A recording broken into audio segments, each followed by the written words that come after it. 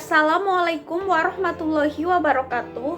Perkenalkan, nama saya Mita Sugiyarti. Saya mahasiswi Universitas Nasional Program Studi Sistem Informasi dengan NPM 20700651610. Dalam video kali ini saya akan membahas mengenai materi bab 13, yaitu komponen CPU, mata kuliah, organisasi, dan arsitektur komputer. Saya dari kelas R01 yang diampu oleh Bapak Dosen Arif Gunawan, Eskom MMSI.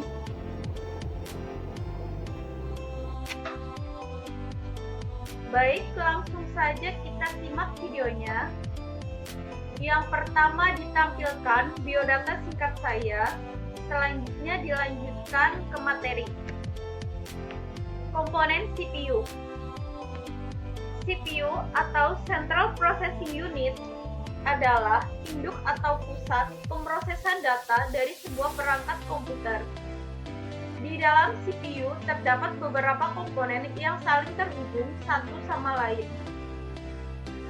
Selanjutnya di sini komponen CPU yang pertama ada unit control atau control unit. Unit control ini adalah bagian dari proses yang mampu mengatur jalannya program. Komponen ini terdapat di dalam semua CPU. CPU bertugas mengontrol komputer sehingga terjadi sinkronisasi kerja antar komponen dalam menjalankan fungsi-fungsi operasinya. Termasuk dalam tanggung jawab unit control adalah mengambil instruksi-instruksi dari memori utama dan menentukan jenis instruksi tersebut. Selanjutnya, tugas dari unit kendali ini adalah 1. Mengatur dan mengendalikan alat-alat input dan output. Yang kedua, mengambil instruksi-instruksi dari memori utama. Yang ketiga, mengambil data dari memori utama jika perlu untuk diproses. Yang keempat, mengirim instruksi ke ALU bila ada perhitungan aritmatika atau perbandingan logika. Yang kelima, mengawasi kerja dari ALU. Yang keenam, menyimpan hasil proses ke memori utama. Yang kedua ada register. Register merupakan alat penyimpanan kecil yang mempunyai kecepatan akses untuk tinggi yang digunakan untuk menyimpan data atau instruksi yang sedang diproses. Memori ini bersifat sementara, biasanya digunakan untuk menyimpan data saat diolah atau untuk pengolahan selanjutnya. Yang ketiga ada ALU. ALU merupakan bagian dari CPU yang bertugas untuk melakukan operasi aritmatika dan operasi logika berdasar instruksi yang ditentukan. ALU ini sering disebut mesin bahasa karena bagian ini ALU terdiri dari dua bagian, yaitu unit aritmatika dan unit logika boolean yang masing-masing memiliki spesifikasi tugas tersendiri. Utama dari ALU adalah melakukan semua perhitungan aritmatika yang terjadi sesuai dengan instruksi program. ALU melakukan semua operasi aritmatika dengan dasar penjumlahan sehingga sirkuit elektronik yang digunakan disebut adder. Yang keempat ada CPU interconnection. Adalah sistem koneksi dan bus yang menghubungkan komponen internal CPU yaitu ALU, unit kontrol, dan register-register, dan juga dengan bus-bus eksternal. CPU yang menghubungkan dengan sistem lainnya seperti memori utama, piranti masukan, atau keluaran. Selanjutnya di sini ada bagian-bagian CPU. Yang pertama ada caching. Caching adalah bagian paling luar dari PC yang sering disebut sebagai CPU.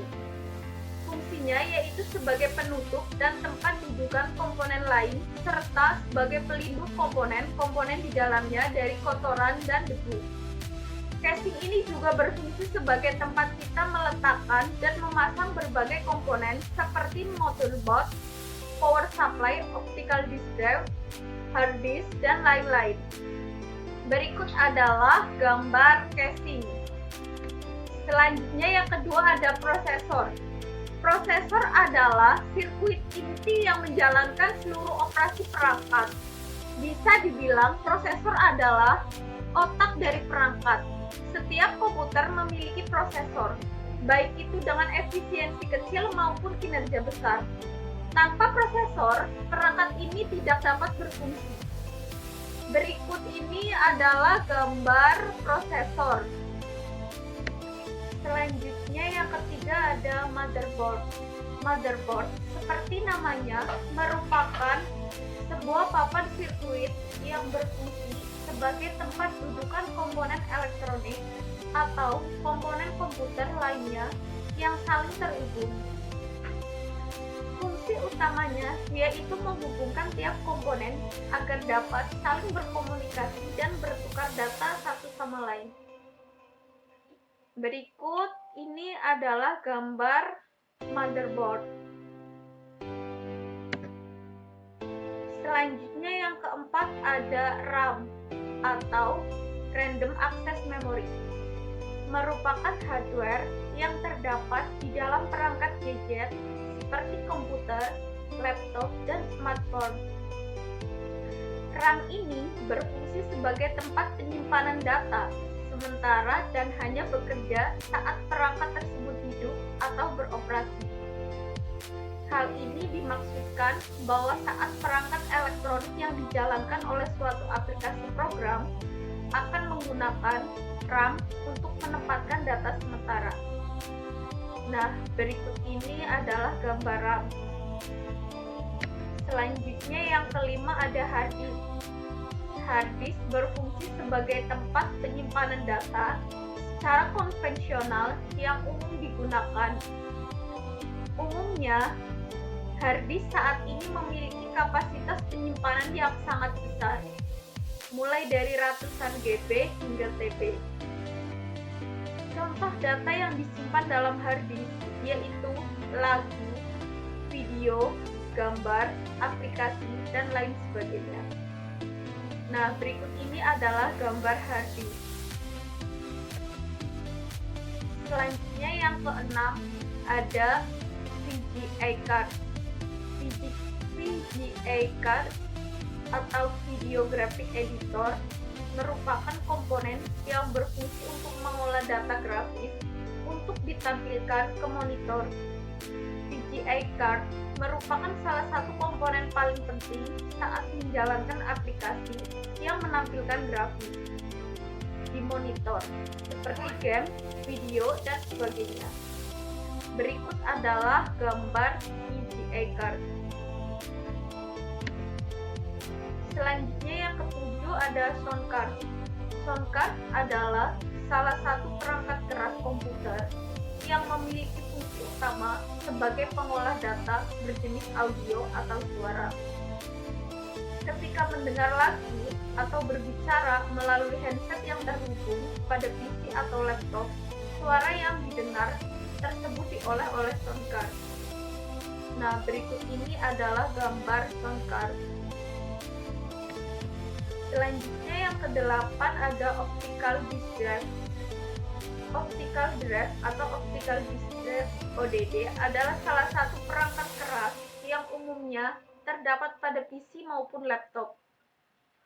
ODD ini digunakan untuk membaca dan menulis data ke CD atau DVD. Ia dikenal dengan istilah barcode.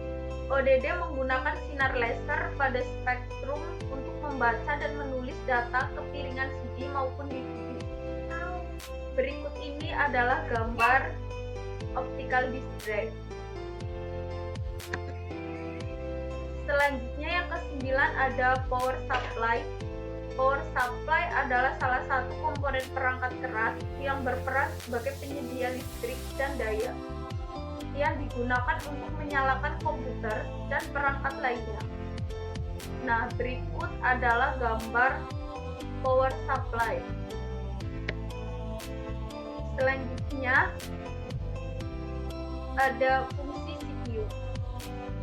Fungsi utama dari CPU adalah melakukan operasi aritmatika dan logika terhadap data yang diambil dari memori dari informasi yang diberikan melalui beberapa perangkat keras.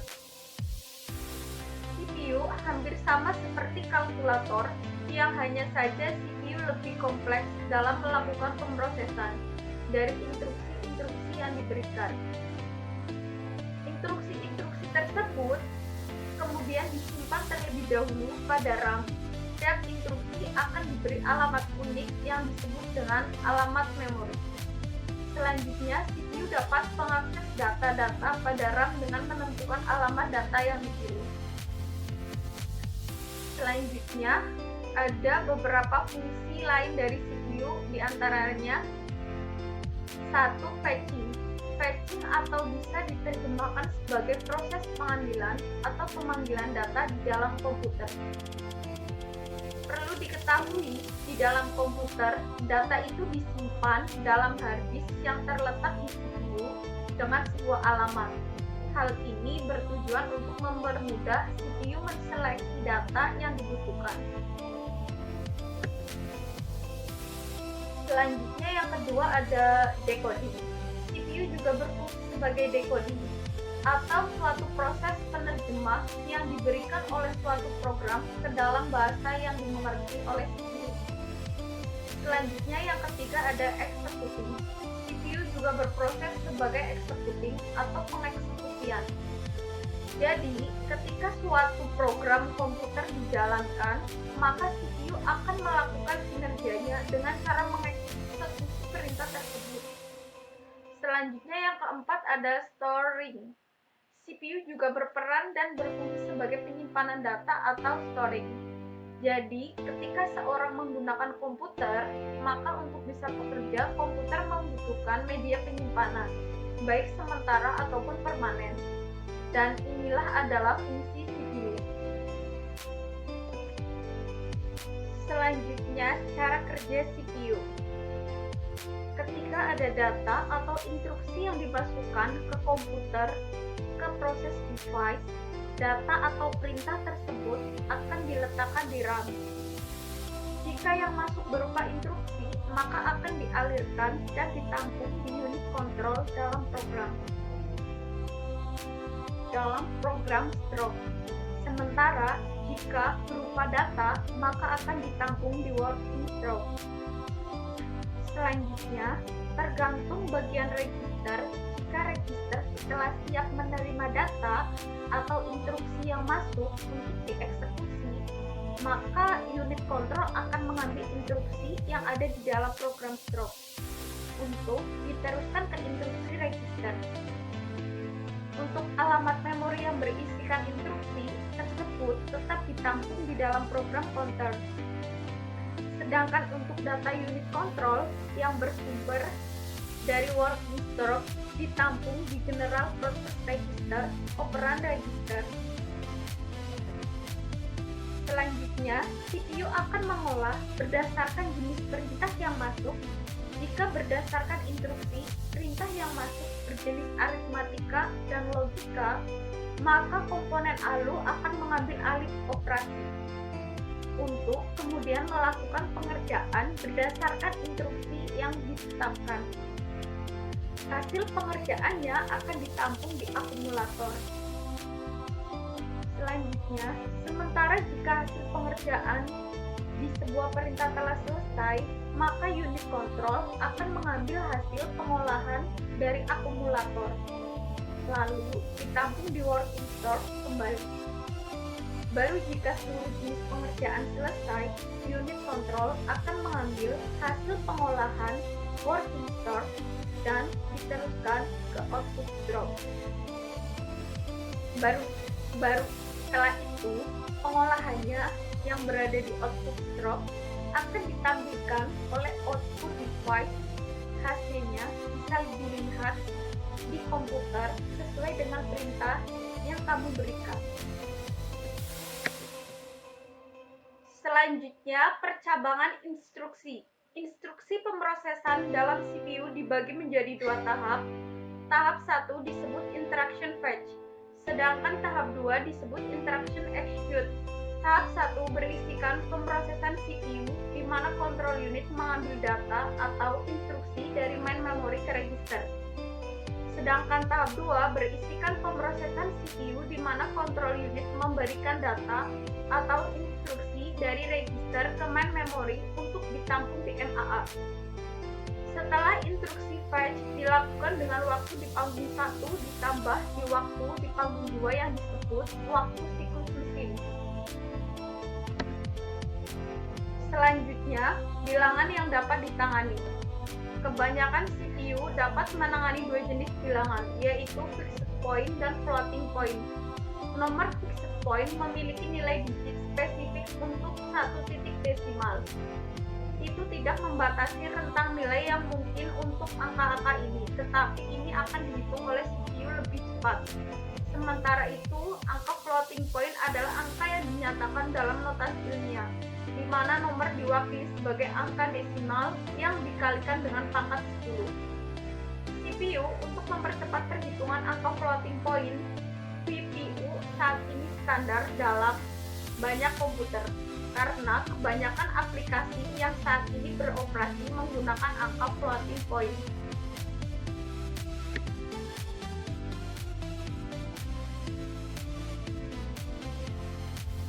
Sekian video pembelajaran dari saya, semoga bermanfaat. Terima kasih. Wassalamualaikum warahmatullahi wabarakatuh.